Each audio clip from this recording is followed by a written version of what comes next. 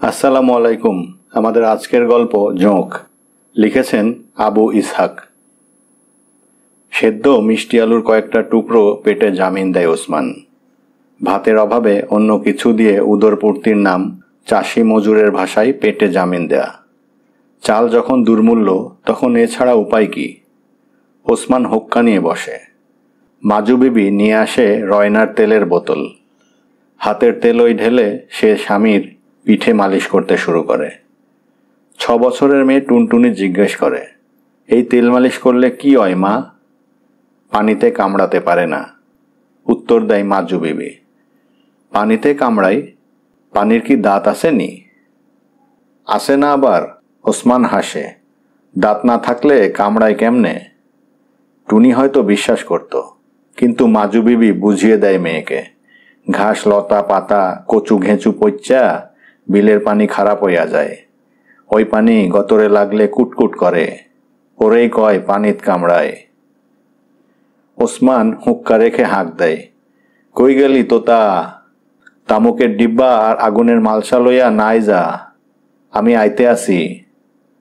তেল নিয়ে এবার ওসমান নিজেই শুরু করে।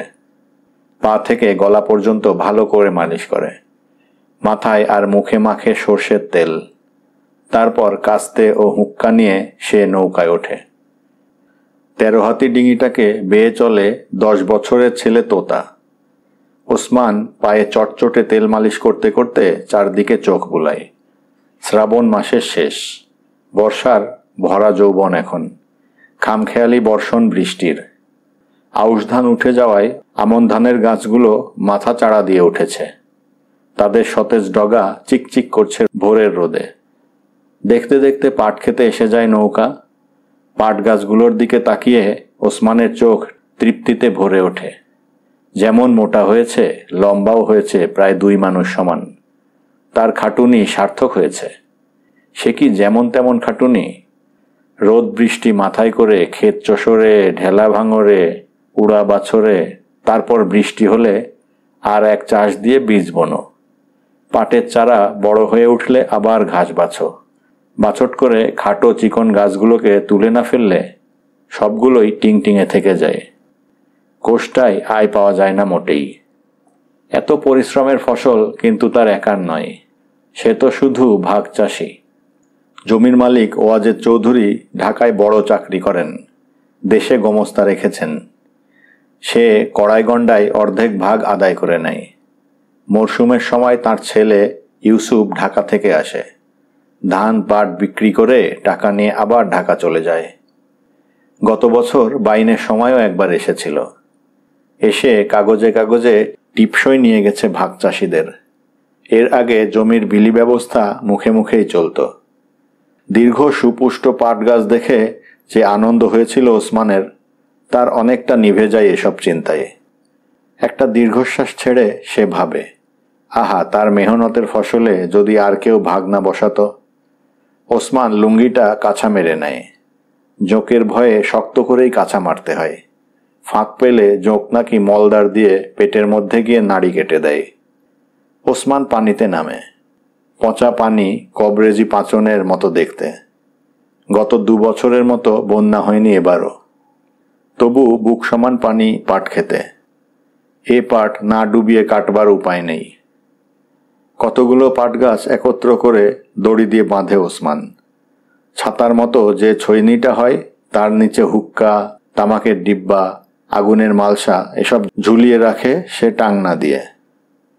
নৌকা থেকে কাস্তেটা তুলে নিয়ে এবার সে বলে, তুই নাওলয়া জাগা, স্কুলতন তাড়াতাড়ি আইসা পড়বি।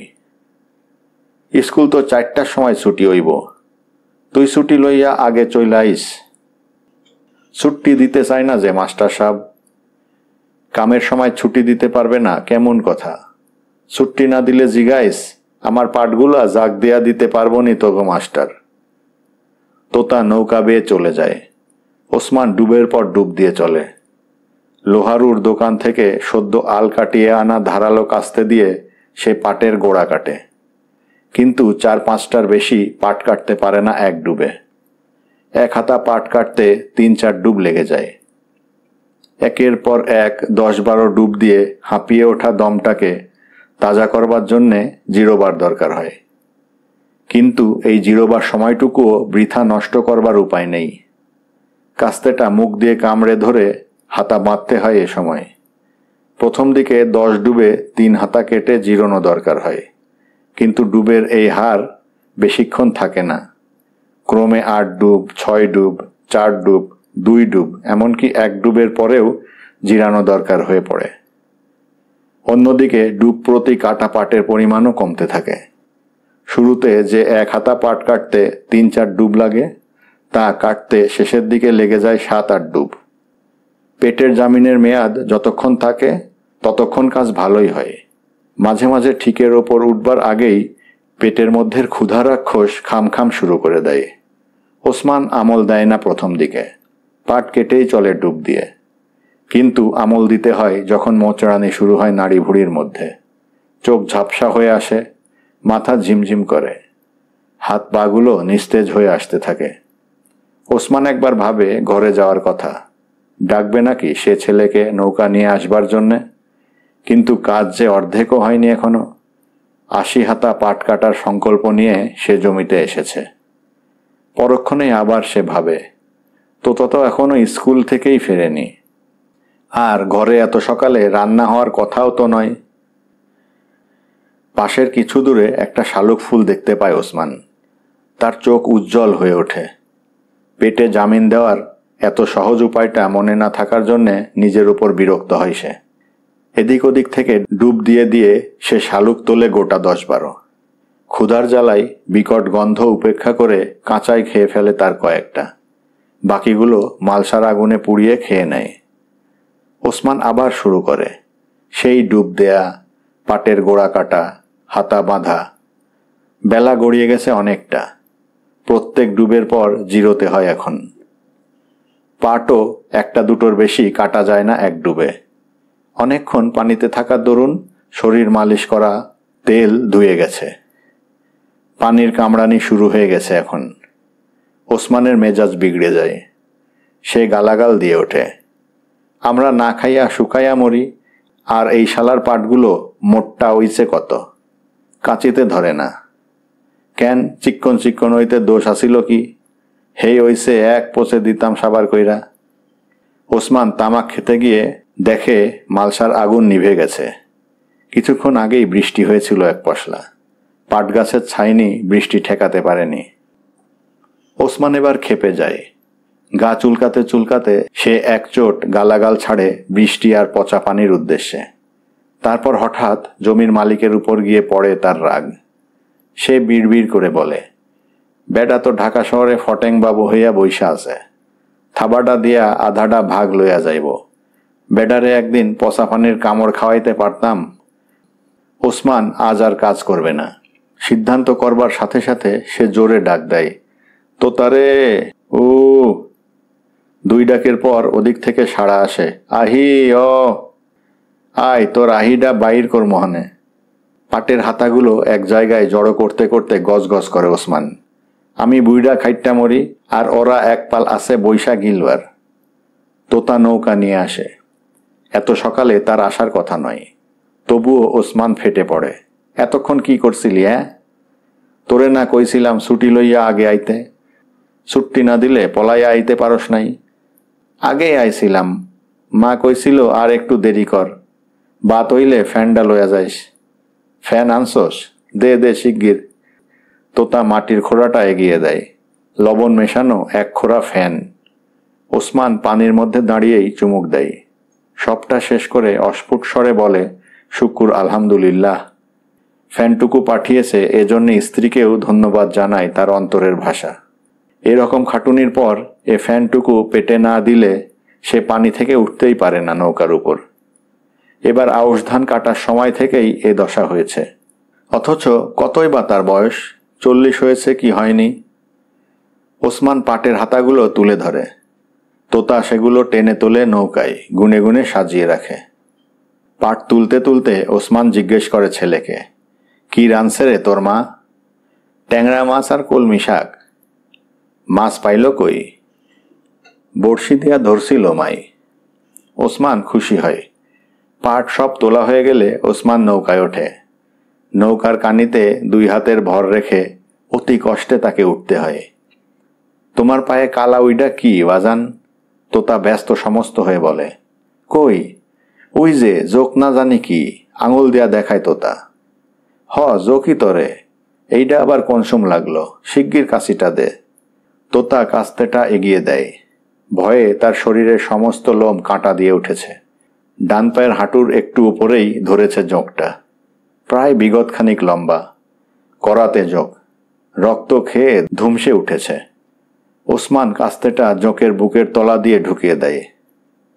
এবার একটা শক্ত কাঠি দিয়ে জোকটা কাস্তের সাথে চেপে ধরে পোঁচ মারে পা থেকে। বাঁচলাম রে, ওসমান স্বস্তির নিঃশ্বাস ফেলে। ইস, কত রক্ত! তোতা শিউরে ওঠে। ছেলের দিকে তাকিয়ে ওসমান তাড়া দেয়, নে এইবার লগি মার তাড়াতাড়ি। তোতা পাট বোঝাই নৌকাটা বেয়ে নিয়ে চলে। জোক হাঁটুর যেখানটায় চুমুক লাগিয়েছিল সেখান থেকে এখনো রক্ত ঝরছে। সেদিকে তাকিয়ে তোতা জিজ্ঞেস করে, বাজান কেমন কইরা জোক ধরল তোমারে, টের পাও নাই? না রে বাজান, এগুলো কেমন কইরা যে চুমুক লাগাই কিছুই টের পাওয়া যায় না। টের পাইলে কি আর রক্ত খাইতে পারে? জোকটা কত বড়, বাপস রে! দুয়া বোকা, এইটা আর এমন কি জোক, এর চেয়ে বড় জোকও আছে। জমি থেকে পাট কেটে ফেলার পরেও ঝামেলা পোহাতে হয় অনেক। জাগ দেয়া, কোষ্টা ছাড়ানো, কোষ্টা ধুয়ে পরিষ্কার করা, রোদে শুকানো, এ কাজগুলো কম মেহনতের নয়। পাট শুকাতে না শুকাতেই চৌধুরীদের গোমস্তা আসে। একজন কয়াল ও দাড়িপাল্লা নিয়ে সে নৌকা ভিড়ায় ওসমানের বাড়ির ঘাটে। বাপ বেটাই শুকনো পাট এনে রাখে উঠানে। মেপে মেপে 3 ভাগ করে কয়াল। ওসমান ভাবে, তবে কি তেভাগা আইন পাশ হয়ে গেছে? তার মনে খুশি ঝলক দিয়ে ওঠে। গোমস্তা হাঁক দেয়, কই ওসমান, 2 ভাগ আমার নাই, তুইলা দাও। ওসমান হাঁ করে থাকে। আরে মিয়া, ছায়া রইছ কেন, যাও। আমারে কি 1 ভাগ দিলেননি? হ্যাঁ। কেন? কেন আবার নতুন আইন হইছে জানো না? তেভাগা আইন। তেভাগা আইন? আমি তো হয়ে হইলে 2 ভাগ পাইমু। দিবনে তোমারে 2 ভাগ। যাও ছোট হুজুরের কাছে। এখনই যাইমু। আচ্ছা, যাইও যখন ইচ্ছা। এখন পাট 2 ভাগ আমার নাই তুইলা দিয়া কথা কও। না দিমু না পাট, জিগাইয়া আহি। আরে আমার লগে রাগ করলে কি হইব? যদি হুজুর ফিরাইয়া দিতে কন তখন না হয় কানে একটা ফেরত দিয়া যামুনে। ওয়াজেদ চৌধুরীর ছেলে ইউসুফ বৈঠকখানার বারান্দায় বসে সিগারেট ফুঁকছে। ওসমান তার কাছে এগিয়ে যায় ভয়ে ভয়ে। তার পেছনে তোতা। হুজুর, ব্যাপারটা কিছু বুঝতে পারলাম না, ওসমান বলে। কি ব্যাপার? সিগারেটের ধোঁয়া ছাড়তে ছাড়তে বলে ইউসুফ। হুজুর 3 ভাগ কইরা 1 ভাগ দিছে আমারে। হ্যাঁ, ঠিকই তো দিয়েছে। ওসমান হাঁ করে চেয়ে থাকে। বুঝতে পারলে না? লাঙল গরু কেনার জন্যে টাকা নিয়েছিলে যে 500। ওসমান যেন আকাশ থেকে পড়ে। আমি টাকা নিছি? কবে নিলাম হুজুর? হ্যাঁ, এখন তো মনে থাকবেই না। গত বছর কাগজে টিপসই দিয়ে টাকা নিয়েছিলে, মনে পড়ে? গরু লাঙল কেনার জন্যে টাকা দিয়েছি, তাই আমরা পাবো 2 ভাগ, তোমরা পাবে 1 ভাগ।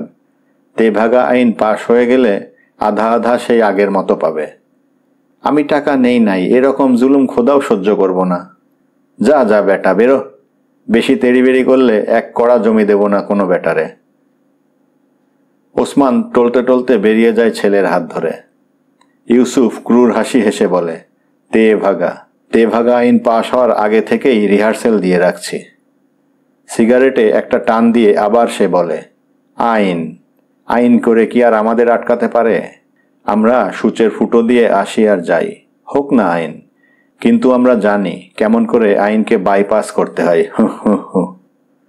শেষের কথাগুলো ইউসুফের নিজের নয়, পিতার কথাগুলোই ছেলে বলে পিতার অনুকরণে। গত বছরের কথা। প্রস্তাবিত তেভাগা আইনের খবর কাগজে পড়ে ওয়াজেদ চৌধুরী এমনি করে চিবিয়ে চিবিয়ে বলেছিলেন কথাগুলো। আইনের একটা ধারায় ছিল, জমির মালিক লাঙল গরু সরবরাহ করলে বা ওই উদ্দেশ্যে টাকা দিলে উৎপন্ন শস্যের অর্ধাংশ পাইবেন। এই সুযোগেরই সদ্ব্যবহারের জন্য তিনি ছেলেকে পাঠিয়ে কাগজে কাগজে টিপসই আনিয়েছিলেন ভাগ চাষিদের।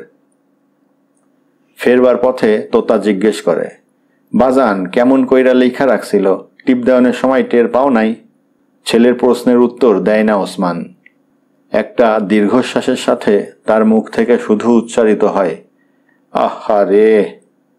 তোতা চমকে তাকায় পিতার মুখের দিকে। পিতার এমন চেহারা সে আর কখনো দেখেনি। চৌধুরী বাড়ির সীমানা পার হতেই ওসমান দেখে করিম গাজী, নবু খাঁ ও আরো 10-12 জন ভাগচাষি এদিকেই আসছে। করিম গাজী ডাক দেয়, কি মিয়া শেখের পো, যাও কই? গেছিলাম এই বড় বাড়ি, উসমান উত্তর দেয়। আমারে মিয়া মাইরা ফেলাইছে একেবারে।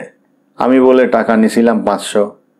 কথা শেষ না হতেই নবু খাঁ বলে, ও তুমিও টিপ দিছিলা কাগজে? হ ভাই, কেমন কইরা যে কলমের খোঁচায় কি লেখা থুইছিল কিছুই টের পাই নাই। টের পাইলে কি আর এমনটা হয়? টিপ নেওয়ানোর সময় গোমস্তা কইছিল, জমি বর্গা নিবা তার একটা দলিল থাকা তো দরকার। হ, বেবাক মাইনসেরেই এমবাই ঠকাইছে, করিম গাজী বলে। আরে মিয়া, এমন কারবারটা হইল আর তুমি ফিরা চলছ? কি করমু তয়? কি করবা? খেকি ওঠে করিম গাজী, চলো আমার লগে, দেখি কি করতে পারি। করিম গাজী তাড়া দেয়, কি মিয়া ছায়া রইছ কেন? আরে এমনেও মরছি অমনেও মরছি, একটা কিছু না কইরা ছাড়া দিমু? ওসমান তো তাকে ঠেলে দিয়ে বলে, তুই বাড়ি যা। তার ঝিমিয়ে পড়া রক্ত জেগে ওঠে। গা ঝাড়া দিয়ে সে বলে, হ চলো, রক্ত চুইসা খাইছে, হজম করতে দিমু না, যা থাকে কপালে। ধন্যবাদ।